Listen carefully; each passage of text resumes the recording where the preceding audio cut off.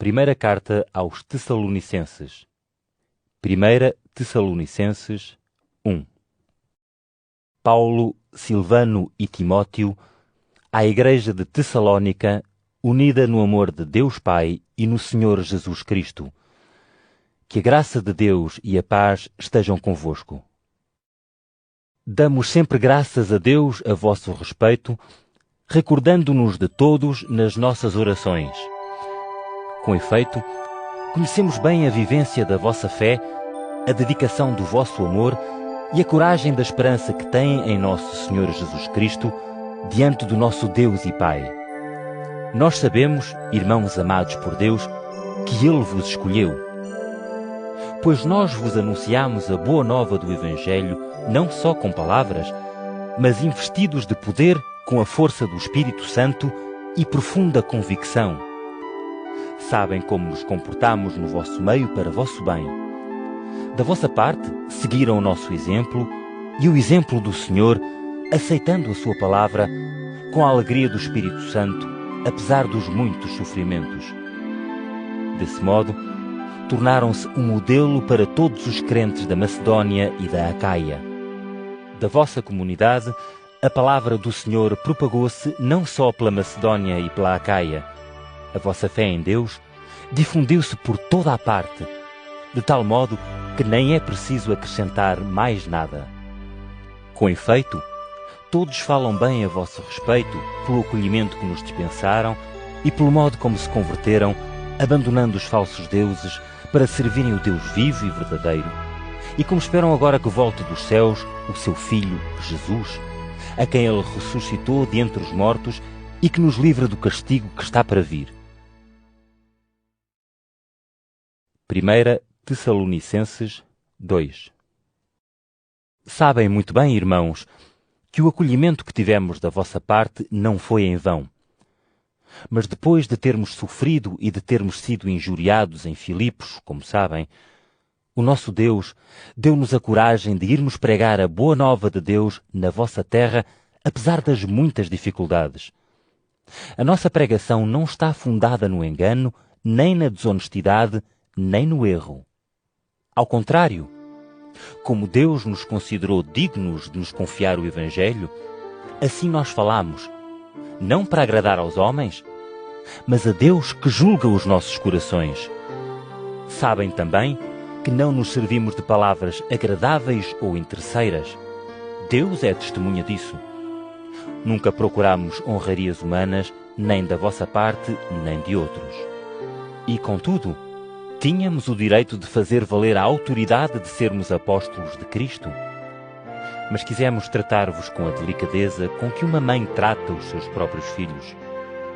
A nossa ternura por vós era tal que estávamos dispostos não só a entregar-vos a boa nova que vem de Deus, mas também a nossa vida, de tal maneira nos afeiçoámos. Lembram-se com certeza, irmãos, das nossas penas e fadigas. Trabalhámos noite e dia para não sermos pesados a ninguém e assim vos anunciámos a boa nova de Deus. Vocês são testemunhas, e Deus também, de como o nosso comportamento para convosco, os crentes, foi honesto, justo e irrepreensível.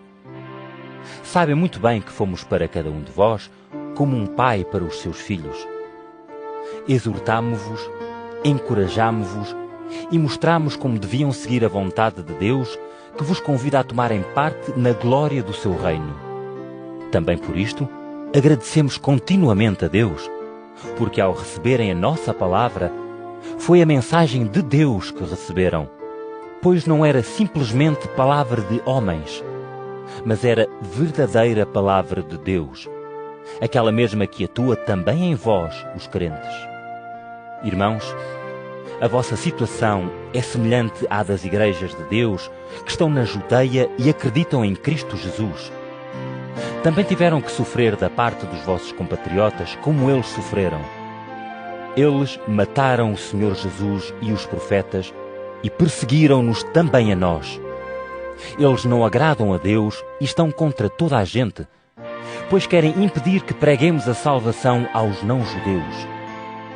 Isto acabou de encher completamente a medida dos seus pecados e, por isso, o castigo de Deus caiu finalmente sobre eles. Quanto a nós, irmãos, tivemos que nos separar de vós por algum tempo. Estamos longe da vista, mas perto do coração. Cada vez sentimos mais saudades vossas e gostávamos muito de vos tornar a ver. Por isso quisemos ir ter convosco, fazer-vos uma visita. Eu, Paulo, tentei fazê-lo por 2 vezes, mas Satanás fez com que não pudéssemos ir. Quando Jesus, nosso Senhor, vier, quem mais há de ser a nossa esperança, a nossa alegria e a nossa coroa de glória diante dele, senão vós? Sim, vocês são a nossa glória e a nossa alegria. 1 Tessalonicenses 3. Por isso, não podendo esperar mais, preferi ficar em Atenas sozinho, e enviei-vos Timóteo, nosso irmão que está ao serviço de Deus, no anúncio do Evangelho de Cristo. Foi para vos encorajar e ajudar na vossa fé, e para que ninguém ficasse perturbado com estes sofrimentos. Sabem muito bem que é isto que nos espera. Quando estava aí convosco, já vos tinha dito o que havíamos de passar, e assim aconteceu, como sabem. Foi por isso que, não podendo esperar mais, mandei saber notícias da vossa fé, não fosse o tentador sujeitar-vos à aprovação, tornando inútil todo o nosso trabalho. Agora Timóteo já voltou daí para junto de nós e trouxe-nos boas notícias acerca da vossa fé e do amor que vos anima. Disse-nos que se recordam muito de nós e que têm saudades de nos ver, como nós as temos também de vos ver. Estas notícias sobre a vossa fé serviram-nos de grande consolação nas privações e sofrimentos. Agora sentimos-nos com mais vida ao saber que se mantêm firmes no Senhor. Pois como podemos agradecer ao nosso Deus por toda a alegria que nos dão diante dele? Dia e noite pedimos insistentemente a Deus que nos conceda a alegria de vos tornar a ver para podermos completar o que falta ainda à vossa fé. Que o próprio Deus, nosso Pai, e Jesus, nosso Senhor, conduzam os nossos passos para ir ter convosco. E o Senhor faça crescer abundantemente o vosso amor de uns para com os outros e para com toda a gente, tal como o amor que vos dedicamos. Assim, os vossos corações estarão firmes no caminho da santidade e podem apresentar-se perfeitos e sem culpa diante do nosso Deus e Pai, quando Jesus, nosso Senhor, vier com todos os seus santos. 1 Tessalonicenses 4. Enfim, irmãos, já receberam de nós orientações sobre o caminho que devem seguir para agradarem a Deus. Pedimos-vos vivamente, em nome do Senhor Jesus, que continuem por esse caminho, como têm feito até aqui, para progredirem cada vez mais. Lembram-se das orientações que vos demos da parte do Senhor Jesus. A vontade de Deus a vosso respeito é que vivam em santidade, afastados da imoralidade. Que cada um saiba usar com dignidade e honra o seu próprio corpo. Não se deixem levar por os maus desejos, como fazem aqueles que não reconhecem Deus.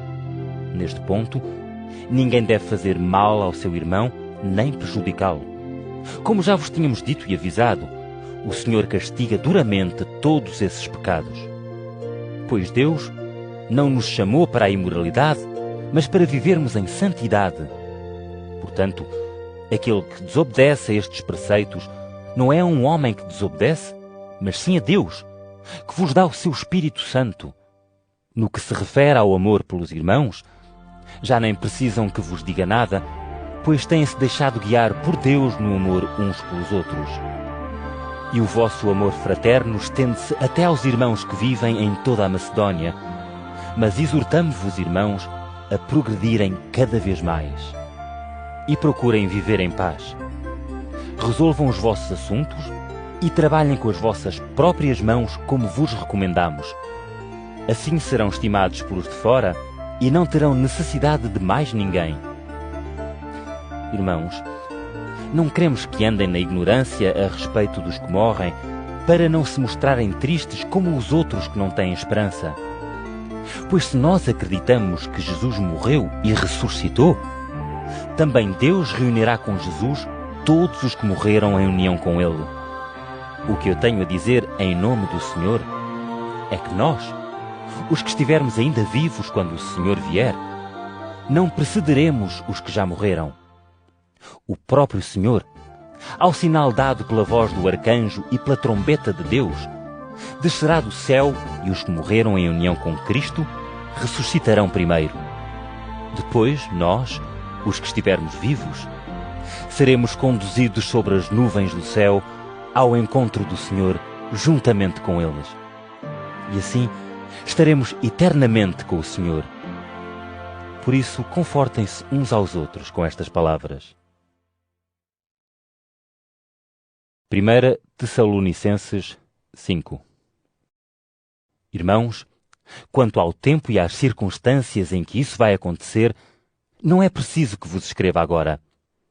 Sabem muito bem que o dia do Senhor há de vir como um ladrão pela calada da noite. Quando alguém disser há paz e segurança, é então que repentinamente a desgraça cairá sobre eles. Será como uma mulher grávida que começa a sentir as dores do parto. Não conseguirão escapar. Mas, meus irmãos, vocês não vivem na escuridão da noite, de modo que aquele dia vos apanhe de surpresa como ladrão. Pois todos pertencem à luz e ao dia. Nós não somos da noite nem da escuridão. Por isso mesmo, não andemos a dormir como os outros, mas estejamos vigilantes e sóbrios. Tanto os que dormem como os que se entregam à embriaguez, é de noite que o costumam fazer. Mas nós, que pertencemos ao dia, vivemos com sobriedade, protegidos pelo escudo da fé e do amor e pelo capacete da esperança da salvação. Com efeito, Deus não nos destinou a sofrermos o seu castigo, mas a alcançarmos a salvação por meio de Jesus Cristo, nosso Senhor. Ele morreu por nós, para vivermos sempre em união com Ele, quer estejamos vivos ou mortos quando Ele vier. Por isso, animem-se e ajudem-se uns aos outros como têm feito até aqui. Irmãos, queremos pedir-vos que respeitem aqueles que, em nome do Senhor, trabalham no vosso meio e são vossos responsáveis e orientadores. Tratem-nos com toda a estima e amor por causa da missão que eles têm. E procurem viver em paz uns com os outros. Pedimos igualmente, irmãos, que chamem à atenção os indisciplinados. Confortem os que andam desanimados, cuidem dos doentes e tenham paciência com todos. Prestem atenção, que ninguém paga aos outros mal por mal, mas procurem sempre o bem uns dos outros e o bem de todos. Conservem sempre a alegria, vivam permanentemente em oração e deem graças a Deus por tudo, pois esta é a vontade de Deus a vosso respeito, em união com Cristo Jesus. Não impeçam a ação do Espírito, nem desprezem a voz dos profetas, mas examinem tudo, e assim guardem o que é bom e fujam de tudo o que é mau. Que o Deus da paz vos torne totalmente perfeitos e conserve irrepreensível todo o vosso ser, espírito, alma e corpo, até à vinda de Jesus Cristo, nosso Senhor. Aquele que vos chamou é fiel e há de realizar aquilo que prometeu. Irmãos, lembrem-se também de nós nas vossas orações. Saúdem todos os irmãos com um beijo fraterno. Peço-vos, em nome do Senhor, que leiam esta carta a todos eles. Que a graça de Jesus Cristo, nosso Senhor, esteja convosco.